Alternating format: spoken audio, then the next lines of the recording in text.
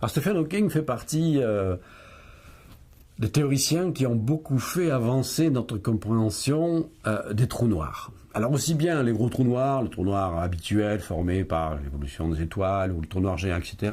Mais à un moment, c'était dans les années 1970, il s'est intéressé à une catégorie de trous noirs sur lesquels l'astronomie ne pouvait absolument rien dire, mais qui étaient simplement possibles par la théorie de la relativité générale. Ce sont des micro-trous noirs, c'est-à-dire des trous noirs minuscules, comme le nom l'indique, donc beaucoup plus petits que les trous noirs habituels. Je rappelle, un trou noir normal, entre guillemets, si tant est qu'un trou noir puisse être un objet normal. Enfin, un trou noir habituel, c'est un trou noir qui se forme par l'effondrement du cœur d'une étoile. Donc la masse d'un trou noir typique, d'un trou noir distellaire, c'est une masse d'étoiles. 2 fois, 3 fois, 10 fois la masse du Soleil. Et la taille, c'est quelques kilomètres, pas plus. Bien, voilà. Maintenant, Hawking s'est dit, mais a priori, la relativité générale n'interdit pas qu'il puisse y avoir des trous noirs de taille aussi petite qu'une particule élémentaire. Et corrélativement, la masse, évidemment, diminue. Alors, par exemple, un mini-trou noir ou micro-trou noir typique, c'est un trou noir qui aurait la taille du proton, particules élémentaires, mais la masse d'une montagne, c'est-à-dire 1 milliard de tonnes.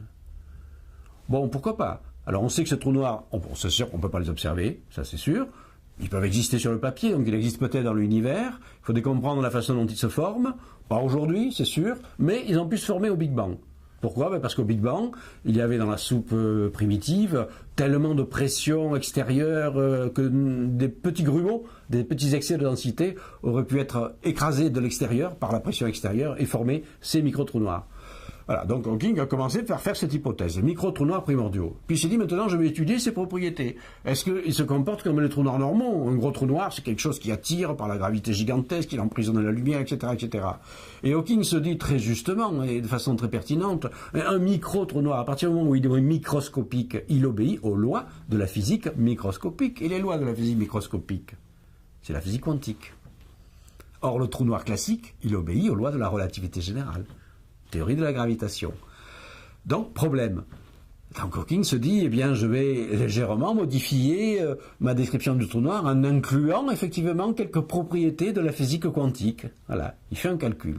Et il découvre que son mini-trou noir, au lieu de se comporter comme un trou noir habituel, il se comporte complètement à l'envers. Il s'évapore. Il rétrécit en émettant une bouffée extraordinaire d'énergie. Je dois dire, je connais bien Hawking, sur le moment, il a cru qu'il s'était trompé. Il a refait le calcul. Et c'était toujours là. Et puis en discutant avec d'autres physiciens théoriciens, il a compris qu'il venait en train de faire une découverte théorique, une découverte théorique qui reste aujourd'hui théorique, mais une découverte fondamentale, c'est que les micro-trous noirs, s'ils sont soumis à des phénomènes de physique quantique et pas seulement aux phénomènes gravitationnels, eh bien effectivement ils ont un comportement complètement différent, ils doivent s'évaporer. Et que donne l'évaporation d'un trou noir? Ça donne une forme de rayonnement, qu'aujourd'hui on appelle le rayonnement de Hawking, qui pose tout un ensemble de questions absolument fascinantes, sur lesquelles, des questions non résolues, entre autres, sur lesquelles travaillent beaucoup aujourd'hui de théoriciens. L'une de ces questions, je peux le dire, parce que le sujet est absolument fascinant, parce qu'en fait, ça constitue un point d'ancrage des théories qui sont encore en construction pour le mariage définitif de la physique quantique et de la relativité générale, le mariage de l'infiniment grand et de l'infiniment petit. Vous savez qu'il y a aujourd'hui beaucoup de physiciens théoriciens qui travaillent sur des théories, de supercordes, de gravitation quantique, pour essayer de faire une théorie cohérente. On n'y arrive pas encore, mais il y a des pistes à explorer. Et justement, comprendre le fonctionnement d'un micro-trou noir peut beaucoup aider à explorer ces pistes-là. Voilà. Et donc, l'une des questions qui se pose dans le rayonnement de Hawking, c'est qu'on sait que le trou noir classique, c'est un puits d'informations. Il piège les informations.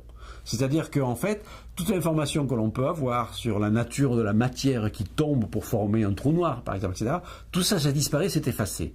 Il ne reste du trou noir, mesurable de l'extérieur, que seulement 3 petites quantités, 3 misérables quantités qui sont la masse, le moment angulaire, c'est-à-dire la façon dont ça tourne, grosso modo, et puis la charge électrique globale. C'est incroyable de penser que, sous cet aspect-là, le trou noir est l'objet le plus simple de la nature, puisqu'il est entièrement décrit et parfaitement décrit par 3 paramètres.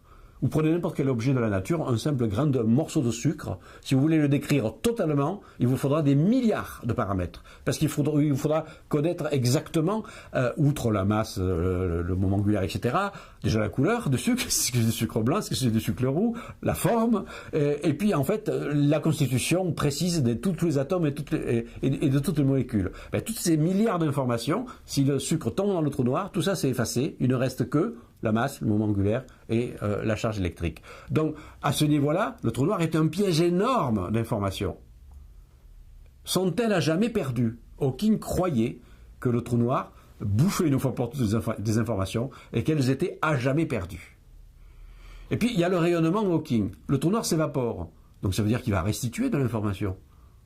Donc, grosse question. Est-ce que l'information restituée dans le rayonnement Hawking, est-ce que c'est toute l'information de départ ou est-ce que c'est qu'une petite partie de l'information? Il y a eu un pari qui a été fait, un pari de théoricien. Hawking a dit ce n'est qu'une petite partie de l'information qui ressort du trou noir. D'autres physiciens théoriciens qui, eux, travaillaient davantage sur la physique quantique, ont dit non, la physique quantique ne permet pas de perte d'information. Il doit y avoir des processus, encore mal compris, qui font que toute l'information doit être récupérée lors de l'évaporation d'un trou noir. Eh bien, figurez-vous que les derniers développements de ces théories complexes-là semblent donner raison aux adversaires de Hawking, c'est-à-dire il semblerait que dans l'évaporation d'un trou noir, au moins sur le papier, puisque ça n'a jamais été observé, toute l'information soit bel et bien restituée.